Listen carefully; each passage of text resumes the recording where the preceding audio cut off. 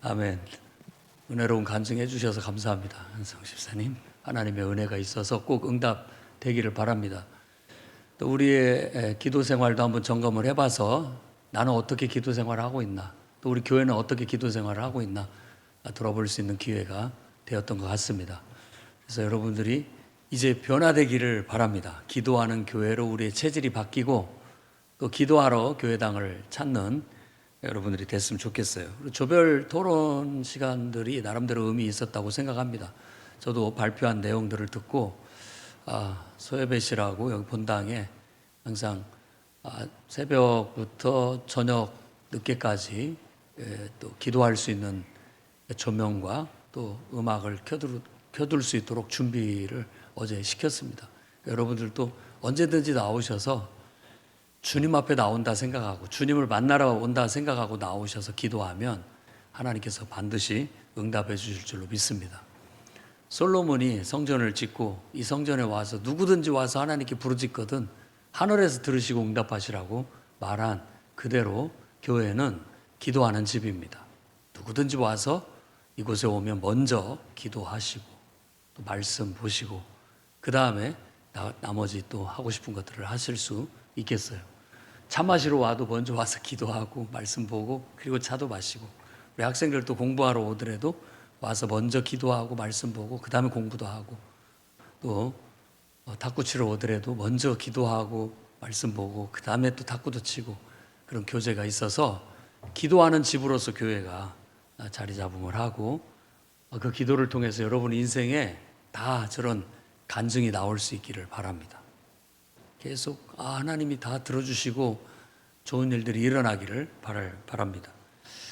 자, 오늘은 이제 마태복음 5장 말씀인데 이 말씀은 산상수훈이라고 합니다. 보통 1절에 예수께서 산에 올라가 앉으셔서 무리들을 가르치셨다라고 해서 산 위에서 산상 가르치셨다, 수훈, 보통 산상수훈으로 알려져 있습니다.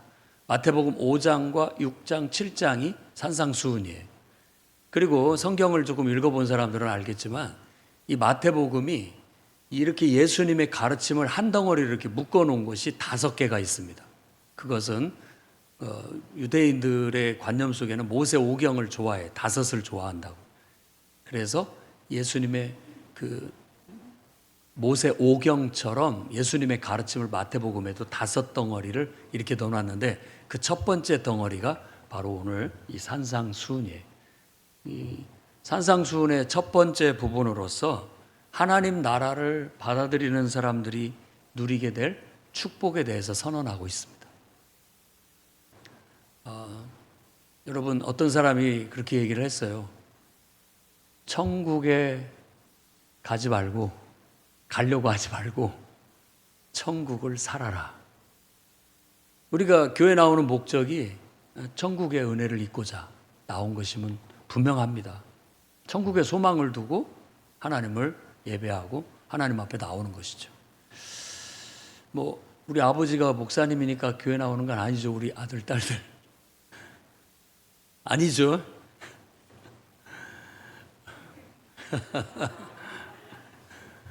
아멘 소리가 없어요. 다 여러분 남편들 부인 때문에 교회 나와주는 건 아니죠. 예, 그것도 귀하지만 오늘 말씀을 잘 듣고 이제부터는 나는 천국을 사모해서 내가 자발적으로 교회가 내가 하나님을 자발적으로 믿어 라고 말할 수 있기를 주의 이름으로 축원합니다. 아멘. 얘기했어요. 아멘. 그렇습니다. 내가 좋아서 교회를 가고 내가 뭔가 거기에 소망이 있기 때문에 교회를 간다라는 그런 자발적인 신앙이 반석 위에 세운 신앙이어서 흔들림 없이 나아갈 수 있습니다. 아무튼 오늘 말씀은 하나님의 나라를 받아들이는 사람들이 누리는 그 복에 대한 얘기예요. 그래서 이 복이라는 단어가 마카리오이라고 하는데 그건 기억할 것도 없고, 어떤 의미냐면 그냥 다른 복이 아니라 행복하다, 이런 마음이 늘 기쁘고 마음이 늘 행복하고 뭔가 이렇게 차오르는 그런 감격이 있다. 그게 너무 좋아서 내가 그 은혜 때문에 나는 막 교회를 가고 싶고 예배도 드리고 싶고 기도도 하고 싶고 봉사도 하고 싶고 막 삶이 의미가 있어지고 가치가 있어지고 재미가 있어지고 막 능력도 나타나고 이게 바로 천국의 삶이라고 할 수 있습니다. 그걸 저는 오늘 말씀을 그래서 천국의 복이라는 제목으로 첫 번째 산상수훈의 말씀을 여러분에게 전하고자 합니다. 맨 먼저 우리가 기억해야 할 것은 여러분 천국의 삶을 살아가시기 바랍니다. 3절 말씀과 10절 말씀을 봉독하시는 우리 분과 함께 같이 읽어주시기 바랍니다. 성경 말씀 3절 심령이 가난한 자는 복이 있나니 천국이 그들일 것이며 그리고 10절 의를 위하여 박해를 받은 자는 복이 있나니 천국이 그들일 것임이라. 아멘. 자, 여기에서 반복되는 단어가 있습니다. 뭡니까? 천국이 그들의 것입니다. 천국이 똑같이. 보통 이 산상수훈의 이 서론 부분을 팔복이라고 그렇게 얘기해요. 저는 이 팔복이 8가지 복이 바로 하나님 나라를 받아들이는 사람이 누리는 행복감, 그런 어떤 기쁨, 감격이라고 말씀을 드렸습니다.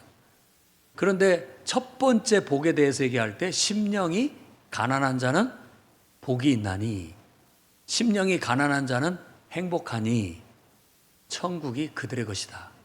그리고 쭈르륵 내려가면서 이제 8번째에 가가지고 의를 위하여 박해를 받는 자는 복이 있나니 행복하나니 천국이 그들의 것이다 라고 얘기합니다. 천국이 그들의 것이다 라는 말이 뭐냐면 천국이 내 것이다. 여러분 천국을 죽어서 가는 곳으로만 생각하지 마시고 지금 내가 누리는 것이 천국이다 라고 그렇게 깨닫는 은혜가 있기를 바랍니다. 이번 수련회 때 퀴즈 때 나왔죠. 천국과 지옥을 갈 수 있는 비법, 죽으면 된다고. 죽으면 된다고 해서 누가 맞히셨던 것 같은데, 죽어서만 가는 천국으로만 생각하지 말고 내게 있어서 좀 머나먼 것으로만 생각하지 말고 지금 이 말씀이 천국이 그들의 것이다 라는 말은 다르게 얘기한다면 천국은 바로 내 것이다, 내게 임했다 이런 거예요. 천국이 내게 임했다. 아니 그럼 천국이 내게 임했다라는 말이 무슨 말입니까? 이 천국이라고 표현을 했는데 하늘 왕국이라는 뜻이에요. 근데 왕국이라는 단어는 왕이 통치하는 영역을 말하기도 하면서 왕의 통치 그 자체를 말하기도 합니다. 그렇기 때문에 하늘나라 혹은 하나님의 나라라고 했을 때는 정말 너무나 좋은 하나님이 다스리는 통치하시는 어떤 통치, 이것을 말한다고 볼 수 있어요. 그래서 내가 천국이 임했다, 천국이 내 것이다, 천국이 내게 임했다라고 말했을 때 내 안에 하나님이 임재하셔서 나를 통치하고 다스린다 이런 뜻이에요. 근데 그것이 너무 이상적이고 좋은 것이기 때문에 하늘이라는 수식어를 쓰는 겁니다. 하늘이라는 말은 은유적으로 쉽게 얘기한다면 좋다라는 뜻이 가장 좋다. 어머니가 아기들 키울 때 아기들이 빵긋빵긋 웃으면 엄마 좋아? 엄마 얼마만큼 사랑해? 물어보면 뭐라고 얘기합니까? 하늘만큼, 땅만큼 보통 그렇게들 얘기하잖아요. 하늘만큼이라는 건 그만큼 좋다라는 거예요. 꿈에 그리는, 꿈에 바라는 너무나도 좋은 가장 이상적인 상태, 그런 의미도 담겨져 있어요. 물론 다른 의미로도 해석을 하기도 합니다. 하나님이라는 말을 부르기 좀 예의가 아닌 것 같으니까 또 그것을 하나님이라는 존재를 하늘로 은유해서 그냥 하나님을 하늘로 부르기도 한다라고 그렇게 해석하기도 합니다. 아무튼 중요한 점은 지금 하나님이 내게 임하셨다는 것, 그리고 지금 내 안에서 하나님이 역사하신다는 것, 그것을 보고 천국이 그들의 것이다. 천국이 지금 내 안에서 이루어졌다라는 거예요. 지난 수요 말씀에서도 우리가 마태복음을 말씀을 읽었는데 그 말씀에서도 얘기하는 게 바로 그거예요. 예수님께서 하나님의 권능으로, 성령의 권능으로 이 귀신 들린 자, 귀신 들려서 보지도 못하고 말도 못하는 이 영혼이 지금 거기에서 결박해서 풀려서 이 사람이 말할 수 있게 되고 볼 수 있게 됐다면 지금 이곳에 천국이 임한 것이다 라고 말합니다. 바로 그것이 천국이 그들의 것이다, 내 것이다 라는 표현인 거죠.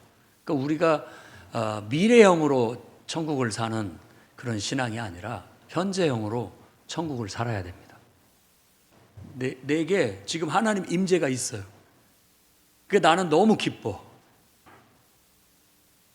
누가 여러분에게 찾아와야 제일 기쁘겠습니까? 로또가 찾아와야 기쁘려나요? 1등이? 누가 여러분에게 찾아오면 좋겠습니까? 뭔가가 여러분에게 찾아오면 막 완전히 정신 나갈 정도로 기쁘고 좋은 거, 하나님의 임재가 바로 그런 기쁨과 그런 감격이 있는 거다라는 거예요. 왜? 하나님은 그냥 보통 존재가 아니기 때문에 온 우주의 창조자이시고 그분에게는 능치 못할 것이 없는 전능자이시고 그분은 나를 창조하신 자예요. 그리고 나보다 나를 더 사랑하셔요. 나보다 나를 더 잘 알아. 그러니까 나를 얼마든지 더 복되게 해줄 수 있는 분이에요. 그런 분이 여러분을 찾아왔다면 여러분은 얼마나 기쁘고 감사하겠냐고요.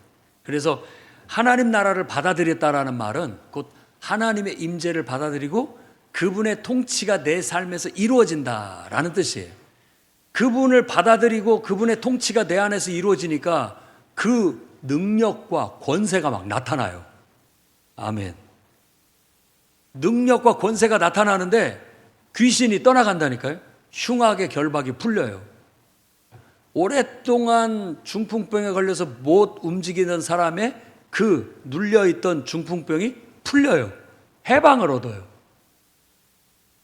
오랫동안 불치의 병에 시달리던 영혼들이 하나님의 능력과 권세가 임하니까 거기에서부터 자유함을 얻고 해방이 돼요. 얼마나 기쁘고 감격스러워요.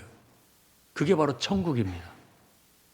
그러니까 우리가 살아가면서 그냥 막연한 신앙생활 하려고 하지 마시고 여러분 삶에 하나님의 통치가 임하고 하나님의 능력과 권세가 나타나기를 축복합니다. 그게 바로 천국이 여러분 것이라는 뜻이에요. 아, 천국은 내 것이야. 하나님이 내 안에 오셔서 나를 다스리니까 변화가 일어나는 거예요. 역사가 일어나는 거예요. 어둠이 물러가고 밝아지기 시작하고 안 되는 일이 막 다 풀려서 되기 시작하고 모든 일들이 정상으로 회복되고 모든 일들이 다 밝아지기 시작하고 잘 되기 시작하고 형통하기 시작하는 거예요. 그게 바로 천국 복음입니다. 예수께서는 어디를 가나 천국 복음을 선포하셨어요. 그 말은 어둠이 짙게 깔려 있어요. 다 부정적이고 다 절망적이고 패배주의에 쩔어 있는데 그곳에 가서 자, 하나님이 우리를 찾아오셨습니다. 하나님께서 우리의 모든 문제를 다 해결해 주실 겁니다. 믿음으로 그분을 받아들이고 그분께 감사하고 그분을 찬양하고 그분께 기도합시다 라고 하면서부터 변화가 시작되는 거예요. 그것이 급하고 강한 바람같이 힘있게 능력있게 나타나는 거예요. 불처럼 임하는 거예요. 불처럼. 불이 떨어지듯이 불이 나듯이 뭔가 변화가 확 일어나는 거예요. 아주 혁혁한 변화가 일어나는 거예요. 그게 바로 천국이 임하는 거예요. 내 안에 천국이 임하니까 아까 이렇게 기뻐 찬양하고 춤추고 하는 것처럼 우리 인생이 천국의 삶을 산다는 건 지금 하나님이 나와 함께 하시니까 너무 좋다. 덩실덩실 어깨 춤이다 하고 기쁘고 감격스러운 거예요. 그냥 좋은 거예요. 그리고 그분을 내가 기꺼이 기쁨으로 환영하고 주님 잘 오셨어요. 기다리고 있었어요. 주님이 나와 함께 하시니까 얼마나 좋은지 모르겠어요. 주님이 나를 도와주신다면 나는 앞으로 걱정할 게 없어요. 주님께 모든 걸 맡겨드릴 테니까 주님 나를 통해서 역사해 주시옵소서. 그런 마음으로 사니까 문제가 풀리기 시작하는 거예요. 흉하게 결박이 풀리기 시작하고 답답한 문제가 풀리기 시작하고 인생의 어두운 것들이 떠나가기 시작하고 새로운 문이 열리고 길이 열리고 해결되기 시작하면서 막 하나님의 영광이 하나님의 은총이 드러나기 시작하는 거예요. 그게 바로 천국이 우리 것이다 라는 말입니다. 여러분의 삶에, 저와 여러분의 삶에 그런 천국이 임하기를 축복합니다. 그래서 천국의 삶을 날마다 살아가시기 바랍니다. 그 다음에 바로 이렇게 하나님의 통치, 하나님의 임재와 하나님의 통치, 다스림이 실현되는 8가지의 신뢰를 들고 있어요. 그래서 그걸 팔복이라고 하는 겁니다. 말씀을 보면 심령이 가난한 자 천국이 그들의 것이다. 애통하는 자 위로를 받을 것이다. 온유한 자, 온유하다란 말은 우리 온유들이 몇이 있어요. 우리 교회도 우리 한자로 본다면 마음이 따뜻하고 부드럽다 이런 뜻이거든요. 근데 그 말이 근본적으로 맞아요. 성경에서 온유하다란 단어는 잘 길들여졌다 이런 뜻이에요. 잘 길들여졌다. 여러분 차도 처음에 낯설잖아요. 새 차 사면 조금만 익숙해지면 아주 여러분한테 잘 길들여져서 척척이죠. 또 뭐 짐승도 마찬가지예요. 여러분이 말을 탄다면 야생마 같은 말도 잘만 길들여지면 아주 유용하게 나오고 척척 잘 맞아 들어가는 거죠. 그러니까 하나님 앞에 온유하다는 것은 그런 뜻이에요. 하나님 앞에 우리가 야생마 같았어요. 야생마 같았었는데 막 펄쩍펄쩍 뛰고 날뛰고 했던 존재였는데 은혜를 받고 천국이 임하니까 길들여져 가지고 이제는 그냥 그분 눈빛만 봐도 마음이 통해. 그래서 그냥 그분하고 나하고 척척 맞아 들어가는 거예요.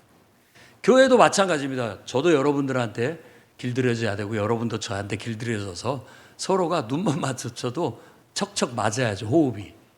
그게 온유하다는 뜻이에요. 그게 온유하다. 부드럽고 따뜻하다. 이런 말이죠. 그런 사람은 땅을 기업으로 얻는데요. 땅을 기업으로 얻는다라고 그렇게 말하고 있고, 의에 줄이고 목마른 자는 의에 배부르게 될 것이고, 긍휼히 여기는 자는 그 사람이 긍휼히 여김을 받을 것이다. 마음이 청결한 자는 하나님을 보게 되고 얻게 될 것이다. 화평케 하는 자는 하나님의 아들이라 일컬음을 받게 될 것이다. 의를 위하여 박해를 받는 자는 천국이 저희 것이다 라고 그렇게 8가지의 하나님의 통치가 임하는 신뢰를 들어 얘기하고 있습니다. 그러면 이 말씀을 좀 분석을 해보면 이런 거예요. 하나님의 통치가 임하는 영역, 장소가 어디냐? 맨 먼저 심령이라고 했잖아요. 그리고 마음이라고. 그러니까 영혼과 마음, 심령, 영혼과 마음 속에 하나님이 임재하셔서 통치하시는 것. 그러니까 우리 마음이, 우리 영혼이 하나님이 임재하셔서 통치하시는 영역이에요. 그리고 땅, 우리가 살아가는 삶의 터전이 하나님이 임재하시어 통치하시는 영역입니다. 우리가 살아가는 사회 모든 관계, 의는 관계적인 용어로 봤을 때 모든 사람과의 관계 속에 하나님의 통치가 임하고 역사가 일어나는 거예요. 천국이 어디 있냐라고 물어봤을 때 예수님께서 천국은 너희 가운데 있느니라 라고 말한 거죠. 나와 여러분들과의 관계와 삶 속에 하나님의 통치는 이루어지고 있다라는 의미에서 그렇게 말하고 있는 거예요. 그러면 우리 안에 미움, 원망, 불평, 짜증, 분노 모든 것들 속에 하나님의 통치가 임하게 되면 그게 다 변한다 이 말이에요. 미움이 사랑으로, 슬픔이 기쁨으로, 원망과 불평이 감사로 바뀌게 되는 거예요. 그럴 때 우리는 야, 천국이 이곳에 임했다라고 말하는 거예요. 여러분의 가정에도 원망과 불평과 슬픔과 고통이 있다면 하나님의 임재를 구하세요. 주님, 이곳에 임하여 주시옵소서. 하나님 임재를 부르는 거죠. 내 마음 속에 미움과 원망이 있다면 주님 내 마음에 들어오셔서 나를 통치해 주시옵소서. 그래서 내 미움이 감사로, 사랑으로, 기쁨으로 바뀌게 될 수 있는 거. 그게 바로 성령이 역사하는 거고, 그게 바로 하나님 나라가 임한 거고, 천국이 내 것이 된다라는 뜻입니다. 이렇게 구체적으로 우리는 실천하며 천국의 삶을 살아가야 되는 겁니다. 그래서 우리의 삶 속에, 우리의 영혼에서, 우리의 마음, 그리고 우리가 살아가는 삶의 터전, 우리의 모든 관계 속에 하나님 임재를 구하고 그 속에서 하나님이 뭔가 역사할 수 있도록 우리는 자꾸 주님을 초청해 드려야 됩니다. 그러면 어떤 것의 역사가 일어나느냐, 8가지 신뢰가 나오는데, 가난함, 애통함, 온유함, 줄이고 목마름, 긍휼함, 청결함, 화평함, 이런 것들은 바로 하나님의 통치의 필요성을 간절히 느끼면서 하나님이 임재하셔서 우리를 다스려 달라는 갈망이 담겨 있는 용어들이에요. 갈망이. 가난함, 심령이 가난하다는 것은 이건 바로 우리가 하나님 없이는 못 살겠다라는 우리의 연약함을 느끼는 고백이라고 할 수 있습니다. 그걸 대표적으로 말하고 있는 기독교 고전 중에 하나가 바로 어거스틴, 아우구스티누스라고도 하죠. 어거스틴이라고 하는 사람이 쓴 고백록, 참회록에 달려 있어요. 자기의 죄를 고백하고 있다고 얘기를 하고 있지만 그 죄라는 게 뭐냐면, 하나님 없는 나는 너무나 무기력하고 너무나 연약해서 정말 하나님을 간절히 필요로 하고 있고, 하나님을 갈망하다가 비로소 하나님을 만났을 때 그 기쁨, 그 감격, 그 속에서 하나님을 찬양하고 있는 내용이 이 참회록에 담겨져 있는 내용이에요. 그러니까 이게 심령이 가난한 자라는 말은 그 말이에요. 내가 봤을 때 내가 왜 이렇게 무기력하고, 내가 내 힘으로 할 수 있는 게 너무 제한적이고 얼마나 초라한지 정말 내 스스로를 보면 너무 가난해요, 내 영혼이. 그런데 그 속에 하나님이 이렇게 찾아오시니까, 하나님의 임재가 이렇게 들어오니까 그 제한된 것들이 해방을 얻고 영원함을 느끼고, 그 다음에 그 무의미하던 무가치하던 내 삶이 정말 참된 가치와 의미가 되살아나게 돼서 하나님을 만난 기쁨과 감격을 찬양하고 있는 게 어거스틴의 참회록인 것처럼, 바로 이 심령이 가난한 자는 복이 있다라는 게 바로 그거예요. 우리 마음의 가난함 속에 하나님이 임재하시면 우리 영혼이 풍요로워집니다. 애통함, 정말 울 일밖에 없죠. 고통스러워요. 왜 이런 질병이 걸려서 사람들이 이 고통을 받고 죽어가야 하는지, 왜 이렇게 인간관계는 복잡해서 얽혀가지고 서로 이해관계가 풀리지 않는 건지 답이 없어요. 세계 곳곳에 그런 갈등과 그런 아픔이 산재해 있습니다. 그런 속에서 정말로 그걸 진실되게 느끼는 사람은 애통할 수밖에 없어요. 하나님, 주님밖에 희망이 없습니다. 주님이 임재하시어 이 풀리지 않는 문제 해결해 주세요. 이 어려운 문제 해결해 주세요 라고 했을 때 천국이 임하는 거예요. 그러면서 바로 우리가 위로를 받게 되는 것이죠. 온유한 자, 얼마나 사람들이 야생마처럼 날뛰는 줄 몰라요. 길들여지지 않은 짐승 같아요. 욕망의 노예가 돼서 살아가고 있어요. 그럴 때 안 되거든요. 말로도 안 되고 우리 인간의 어떤 그럴싸한 도덕률로도 안 돼요. 여러분들이 부모가 돼서 자식을 키워보면 알죠. 또 여러분 스스로를 관찰해봐도 압니다. 알면서도 안 돼요. 늘 옳은 말은 할 수 있지만 그건 공허할 뿐이에요. 실제로 그걸 하지 않으면 아무 의미가 없는 거잖아요. 길들여지지 않아서 짐승처럼 날뛰는 인간 속에 하나님이 임재하셔서 딱 우리의 고삐를 그분이 잡아주시면 우리는 순한 말이 됩니다. 그래서 올바르게 쓰임받게 되는 거예요. 그러니까 땅을 얻을 수 있는 거예요.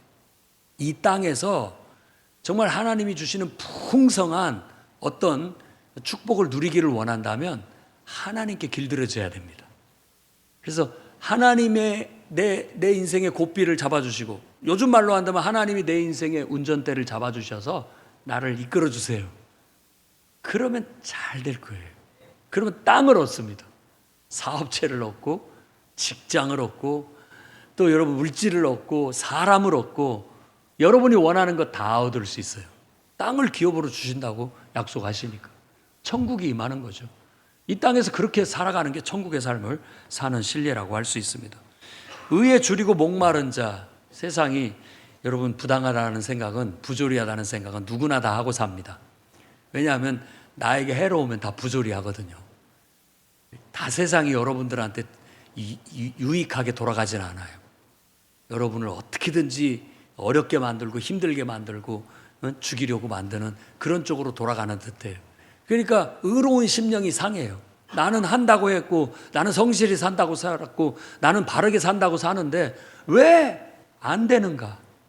막 목마른 것 같고 정말 줄이고 목마른 갈급함이 있게 되는 거죠. 그럴 때 우리가 하나님의 임재를 구하고 하나님의 도움을 구한다면 그런 문제도 해결해 주신다.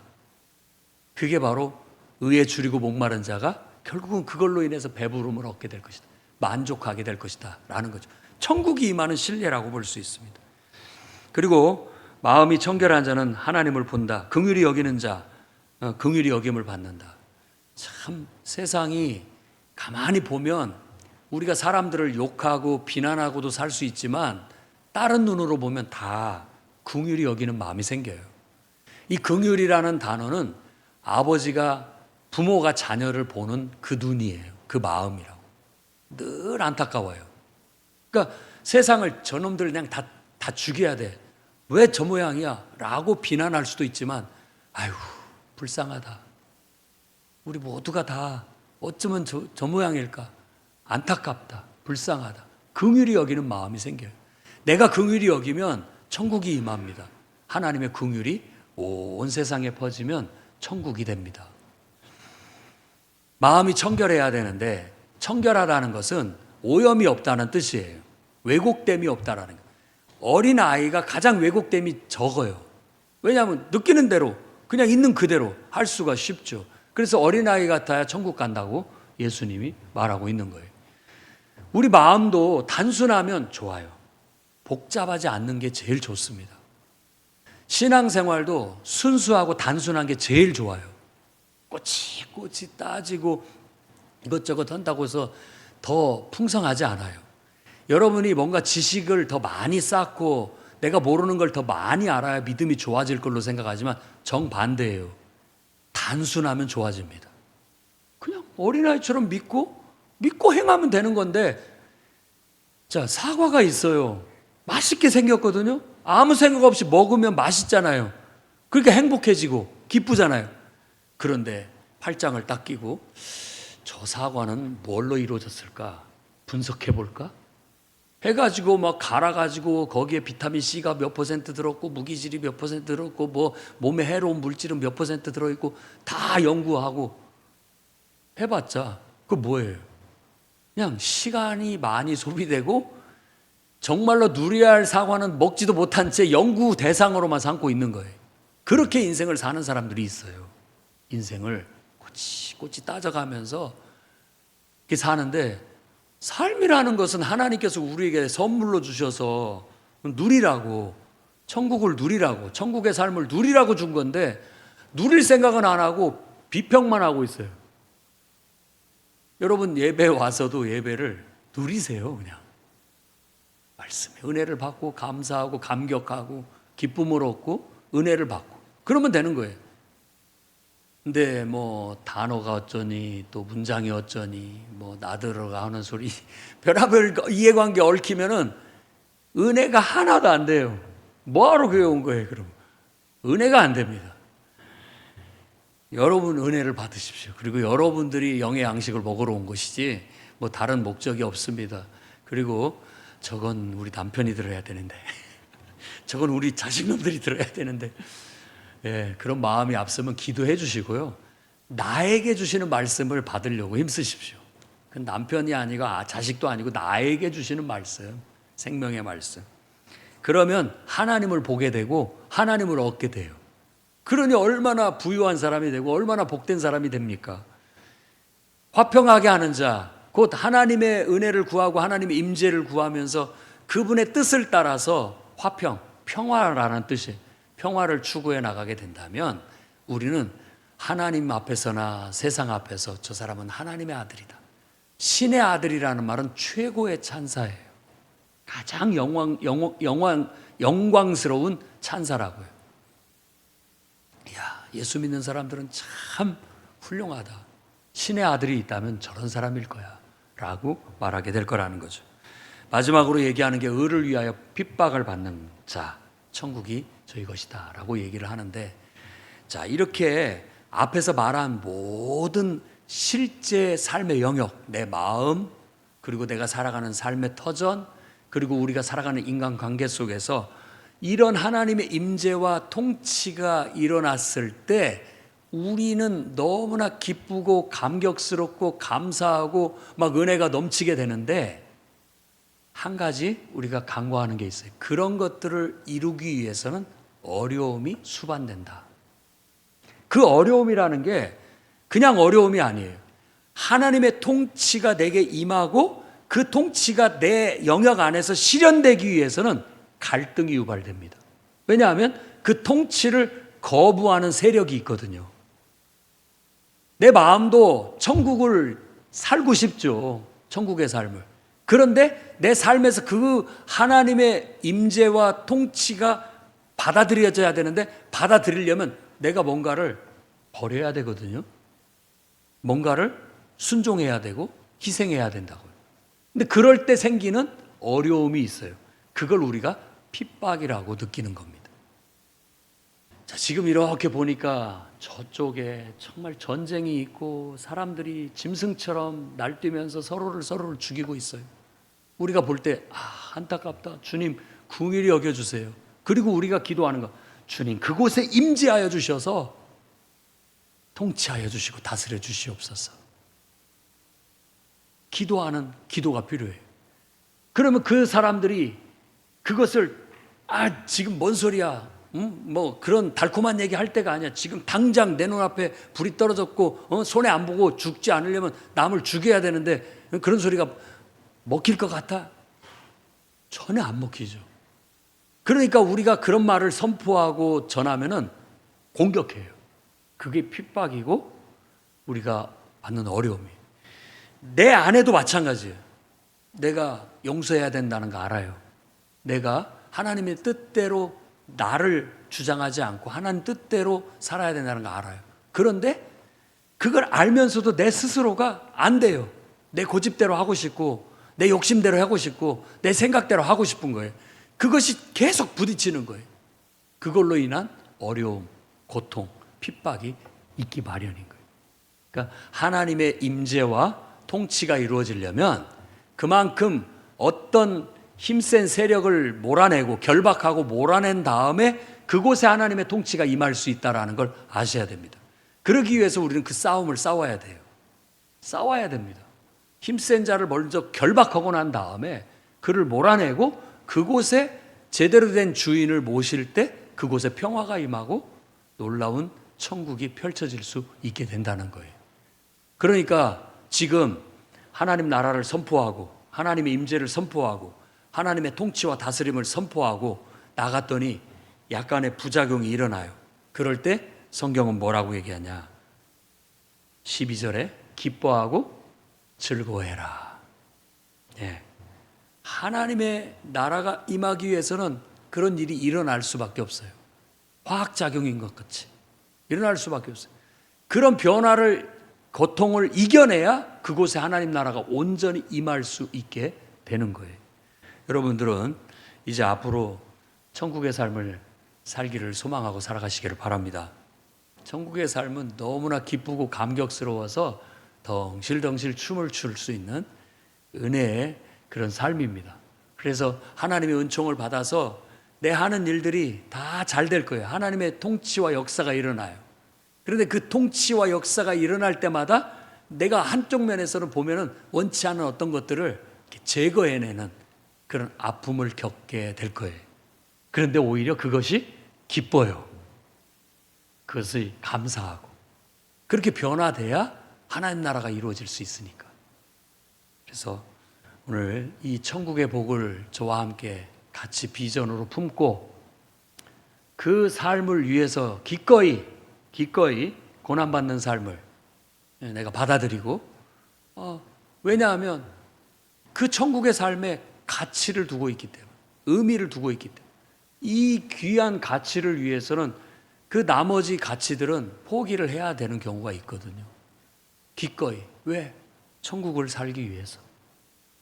바로 그런 삶이 내 인생의 가장 기쁜 삶이고 감격스러운 삶이고 의미 있고 가치 있는 삶이고, 그런 삶이 생명의 삶이고 영생의 삶과 연결되어 있다는 믿음을 가지고 포기하지 말고, 힘들어도 어려워도 때때로 그런 갈등이 있어도 이겨내시고 끝까지 여러분 안에 천국을 이뤄나가시기를 바랍니다. 씨 뿌리는 비유하고 똑같아요. 말씀, 천국 복음이 떨어졌어요. 돌짝밭 길가에 떨어졌어요. 새가 와서 집어먹어버려요. 사탄이 가서 그냥 가져가 버리니까 뿌리도 못 내려요.